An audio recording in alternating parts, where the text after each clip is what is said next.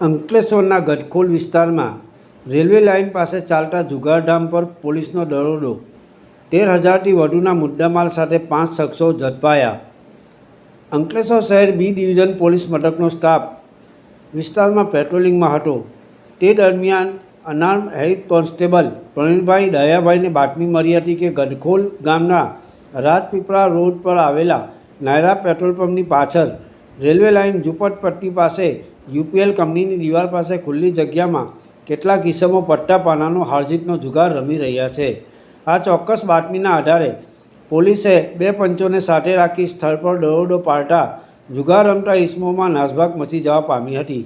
જોકે પોલીસે કોર્ડન કરી સ્થળ પરથી 5 શખ્સોને ઝડપી પાડ્યા હતા. પકડાયેલા આરોપીઓમાં કાર્તિકભાઈ શંકરભાઈ પટેલ, ભાસ્કરભાઈ રવિભાઈ નાયર, રાજુભાઈ કઠાભાઈ પઢિયાર, જીતેશભાઈ જયંતિભાઈ વસાવા અને સાવનભાઈ સનાભાઈ જોગીનો સમાવેશ થાય છે. પોલીસે ઝડપાયેલા આરોપીઓને અંગ ઝડપી લેતા રૂપિયા 8,610 તથા દાવ પરથી 4,730 મળી કુલ રૂપિયા 13,340નો મુદ્દામાલ કબજે કરી પોલીસે 5 આરોપીઓ વિરુદ્ધ જુગાર ધારા કલમ 12 મુજબ ગુનો નોંધી કાયદેસરની તપાસ હાથ ધરી છે. વાલેટ ટાઈમ્સ, ભરૂચ.